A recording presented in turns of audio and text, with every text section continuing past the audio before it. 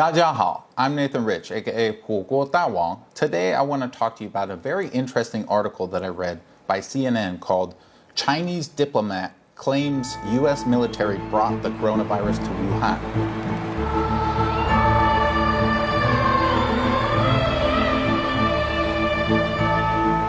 So this is a very strong title. A diplomat of China has claimed that the U.S. military brought the coronavirus to Wuhan. So let's take a look at the actual article. Okay, it says a prominent Chinese official claims the United States military could have brought the novel coronavirus to China and it did not originate in the city of Wuhan as thought. So they are claiming this. So let's take a look at what he actually said. Here we have the director of the US CDC. He said that some people who died from the influenza in the United States were later autopsied and it was discovered that they actually had COVID-19. However, he doesn't mention when this happened, when they died, how many people it was, where they were, nothing. He just sort of says it and moves on. And if somebody dies from influenza, are we doing post-mortem testing to see whether it was influenza or whether it was COVID-19? There is a surveillance system of death from pneumonia that the CDC has. It's not in every city, every state, every hospital. So we could have people in the United States dying for what appears to be influenza when in fact it could be the coronavirus or COVID-19. Some cases have been actually diagnosed that way in the United States today. Obviously, this raises a lot of questions. So let's take a look at the tweet claiming that the U.S. brought the virus to Wuhan. It says, CDC was caught on the spot. When did patient zero begin in U.S.? How many people are infected? What are the names of the hospitals? It might be U.S. Army who brought the epidemic to Wuhan. Be transparent. Make public your data. U.S. owe us an explanation. I don't see anything wrong with this. This tweet seems totally correct. Why is the U.S. being so opaque with their data? More opaque than any other country in the world. They're not releasing test numbers. They're not telling us when were the first cases. They're not telling us how many of these people were there that were misdiagnosed as influenza, or when that was, or where they were, or what hospitals they were in. Nothing. The U.S. is just totally tight-lipped. They're just holding it, and you just can't get it from them. Too bad. It's a very authoritarian style hoarding of the information and not releasing it to the public while the public is experiencing this. And by the way, this is not a case of trying to hold back the numbers for safety reasons. Right? There's not an investigation going on to find out what the source of this is.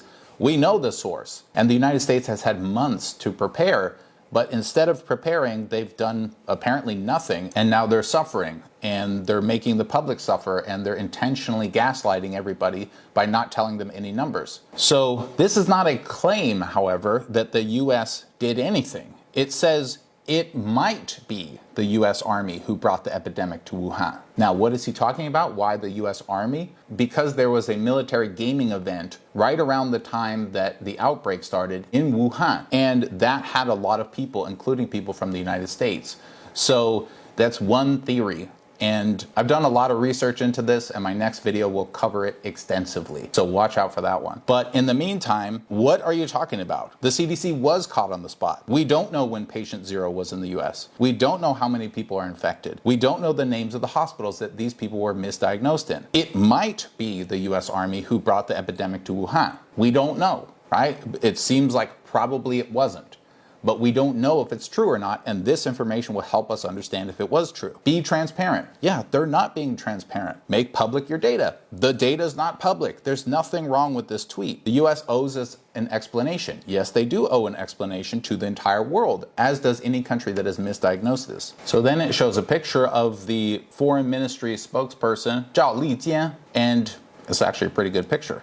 Then it just sort of goes on to talk about how people don't really know what's going on and sort of accuses China of spreading misinformation, although a little bit softly. And the thing that's the most interesting to me about this article is that it's taking a tweet and it's making it seem like, oh, China's crazy. What are they coming up with this information from? You know, where are they getting these crazy theories? Instead of focusing on, yeah, why doesn't America release this information? Like, who cares what a diplomat says? The point is, where's the data? Release the data, CDC. Why are you hiding this? Why are you so opaque? I thought transparency was the thing you're criticizing China and other countries for. Where's your transparency? We get zero transparency from the United States, and it's really pissing me off. It's my country. You're supposed to be setting an example, and the example that you're setting is hypocrisy. Accuse everyone of something, then do it yourself, and then just don't listen to anybody when they ask for the information. It's crazy to me. And the way that this is framed is, China again, here we go, China with these crazy conspiracy theories. And there was so much backlash, by the way, over this article that they actually retitled it and rewrote parts of it. So this is the original, which is Chinese diplomat claims. And this is what they've changed it to now. Chinese diplomat promotes conspiracy theory. Nope, he's not promoting a conspiracy theory. He's asking very valid questions that are extremely important, that are being blocked by the United States government. They're not answering these questions. The point is, what he's saying is true, and anyone could be saying this. Everyone should be saying, hey, CDC, where's the testing numbers? Hey, CDC, how come it's now the middle of March and we've known about this virus since December and you still don't have testing kits?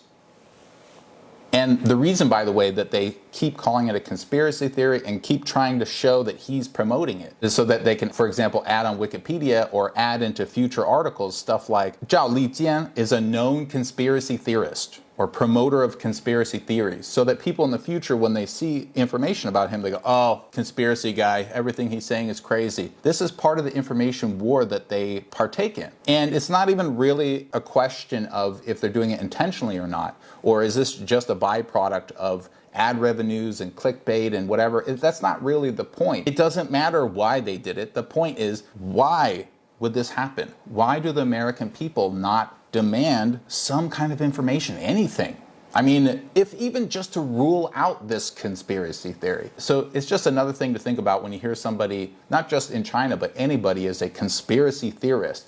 Now it's just an additional layer. You have to click down and click down. It's like, what is this strange conspiracy he's promoting? Oh, he's just literally asking, hey, WTF, what about these cases? When was that? You know, it could have been you that started the virus. To me, that's not promoting. That's just asking an obvious question. But again, I will get into this conspiracy theory in the next video, so be sure to check that one out. There's a lot of mudslinging right now and crazy information, and everyone's just going crazy over this pandemic. So there's some level of this that seems inevitable, but we still have to try our best to attack misinformation and fake news like CNN, because they didn't always used to be fake news. And they're not totally fake news. And so they're only going to respond to pressure. So we need to keep putting pressure on these organizations until they're put into a position where they have to start being more honest with how they report. And unfortunately, due to the way that the internet and capitalism have sort of merged in this weird interim time, the more salacious an article is, the more money that they'll make. Because they're profit driven, that's just what they have to do. So it's not necessarily even that these are bad people. It's just that the structure that's been built in the West when it comes to news reports